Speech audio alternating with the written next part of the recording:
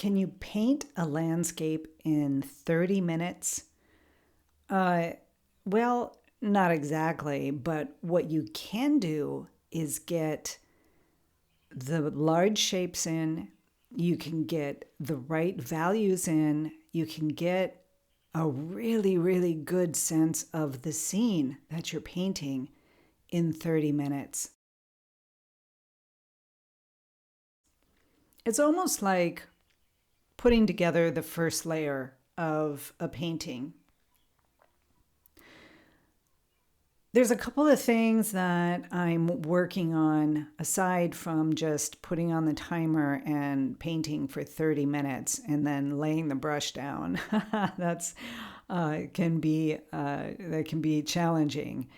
But what I'm really trying to get at is establishing the large masses and the darks and the lights, getting the basic no tan down without doing any pre sketches. I'm not doing any pre work. The only thing I'm doing is laying out the colors on my palette and preparing the canvas.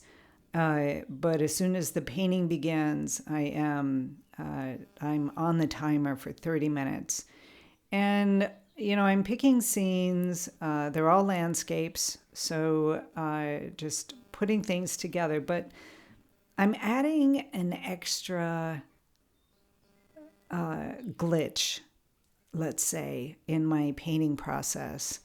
And that is, I'm going through my old paints, those tubes of paints that I bought once upon a time and never really used. They just sit in my paint box, and I don't use them because it is very easy to get attached to the palette that you typically use because you know how it works.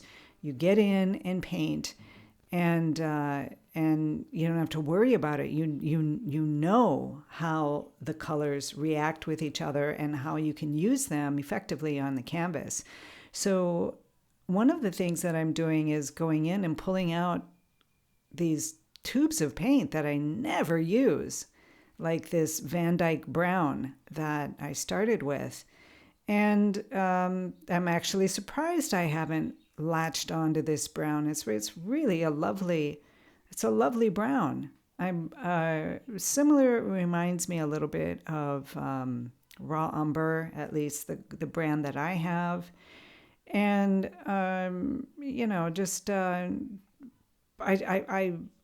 like it very much. I liked the results that it gave me. So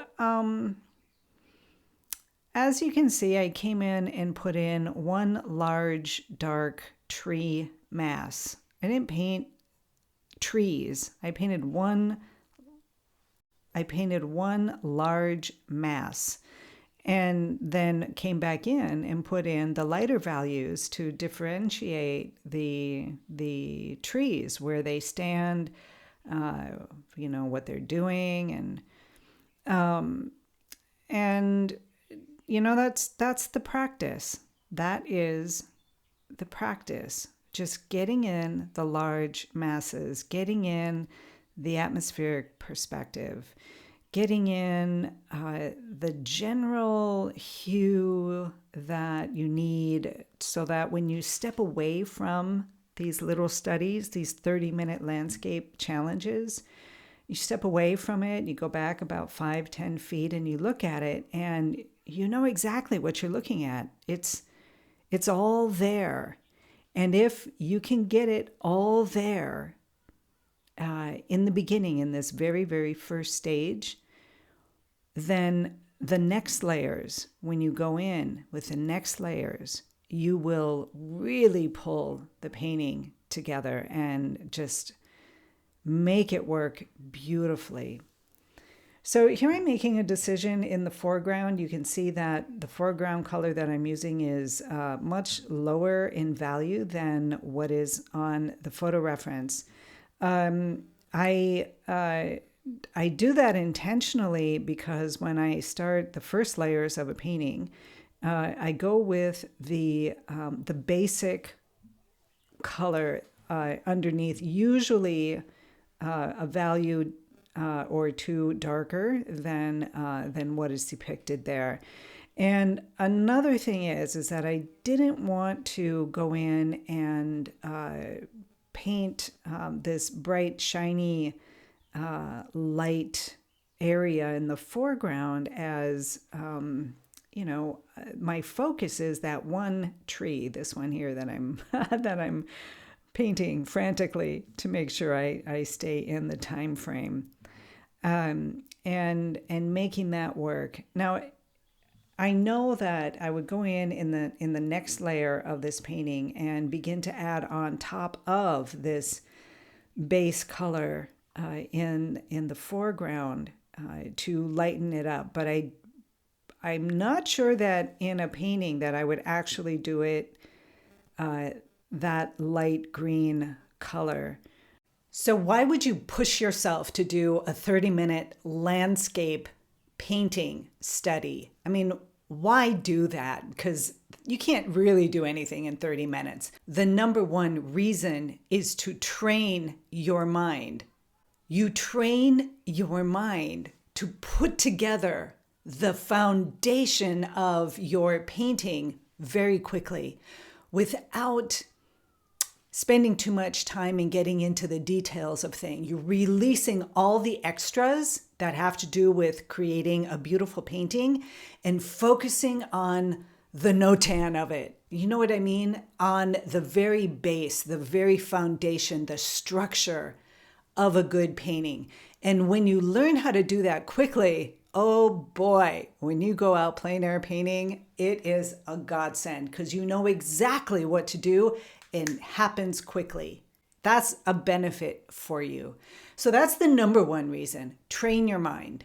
The number two reason is so that it gives you the opportunity to break past your habits, the things that you always do, the colors that you always use, as in this example here, when I pulled out the Dyke Brown. I mean, I never use the Van Dyke Brown. It's been sitting there for years. I never use it. Pulling it out and using it in different ways, mixing colors in a different way, it forces you to expand beyond your own self limitations. And that is where creativity flourishes. That is where your artistry becomes embedded in you and your techniques and coming through you onto your canvas. In other words, it makes you a better artist. You have more knowledge. You know what you're doing because you've pushed past your typical habits and you're making mistakes. And it is only through messing up and making mistakes and doing things where you discover something beautiful that, yeah, I want to do this, or you discover that, oh my gosh, I will never do that again. That's all in the realm of pushing past your limitations. Otherwise, you just remain like right here. That's it. This is your space as an artist. This is what you do. This is how you make your money. This is what you know. And then it's good for a while, but then it's just too small. You need to keep breaking it open. It's the only way to really become a true artist, a true creative being. And while you're doing that, you guys, if you're going on the more philosophical side, that is where you begin to break free of your own self-limiting concepts. And you begin to break free of and grow and develop also as this beautiful person that you are.